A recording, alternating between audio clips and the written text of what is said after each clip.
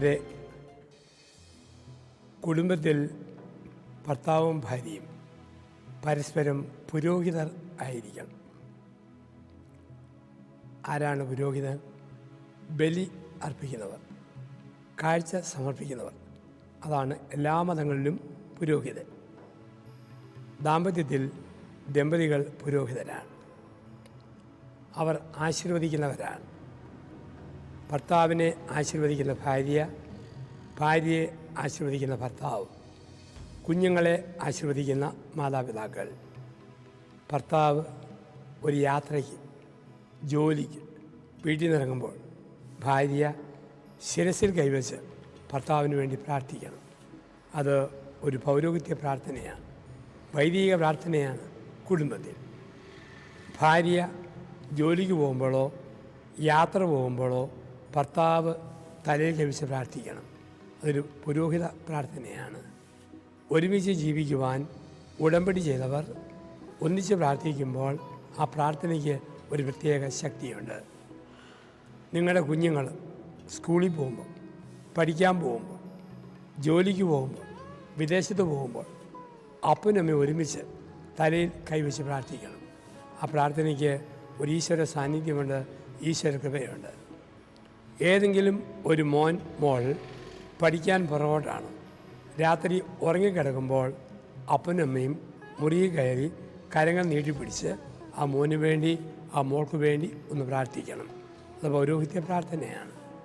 ഒരു മോൻ അല്പം വഴിപഴിച്ചു പോയി, ഒരു മോൾ കൂട്ടുകെട്ടിൽ വീണുപോയി.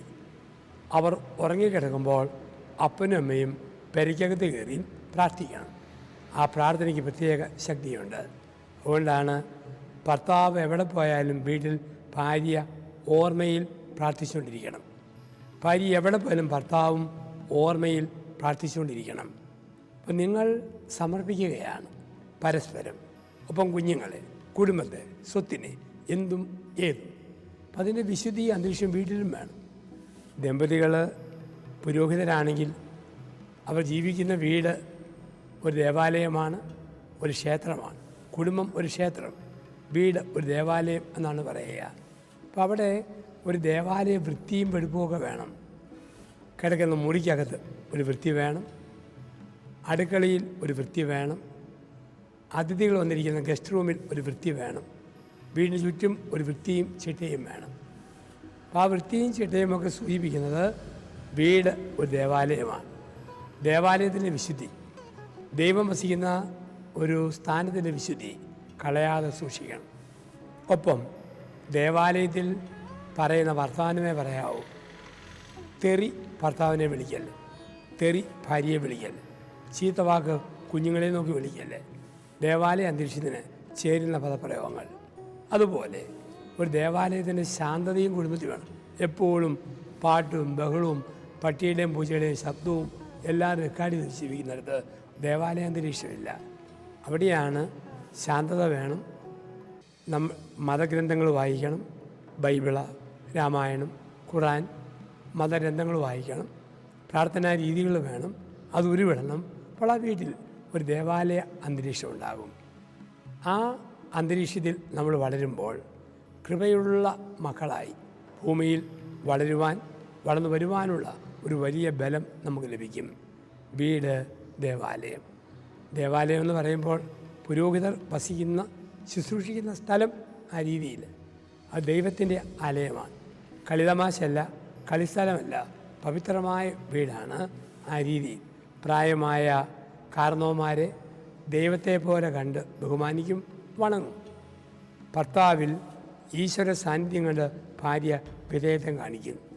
ഭാര്യയിൽ ദൈവമുഖം കണ്ട് ഭർത്താവ് ആദരവോടെ പെരുമാറും. സഭ്യതയില്ലാത്ത വർത്തമാനമില്ല, മുറിപ്പെടുത്തുന്ന കമൻറ്റുകളില്ല, പാഴ്വാക്കുകളില്ല. എപ്പോഴും ഒരു വിശുദ്ധിയുടെ അന്തരീക്ഷം കുടുംബത്തിൽ കാത്തു സൂക്ഷിക്കും. അങ്ങനെ കാത്തു സൂക്ഷിക്കുമ്പോൾ പറയുന്ന വാക്കുകൾ നല്ല വാക്കുകൾ, ചെയ്യുന്ന പ്രവൃത്തികൾ നല്ല പ്രവൃത്തികൾ, ഓർക്കുന്ന ചിന്തകൾ നല്ല ചിന്തകൾ. അങ്ങനെ കുടുംബത്തെ വിശദീകരിക്കാൻ, വീടിനെ വിശദീകരിക്കാൻ നമുക്കൊക്കെ കഴിയും. അങ്ങനെ കഴിയുവാൻ നമുക്ക് കഴിയട്ടെ. ആ കൃപയിൽ ആയിരിക്കാൻ നമുക്ക് പ്രാർത്ഥിക്കാം. വീടിനെ ഒരു ദേവാലയമാക്കാം. അതിലെ പുരോഹിതരായി ദമ്പതികൾ ജീവിക്കട്ടെ. ജീവിക്കാനുള്ള കരുത്ത് ലഭിക്കാൻ നമുക്ക് പ്രാർത്ഥിക്കാം. നന്ദി, നമസ്കാരം.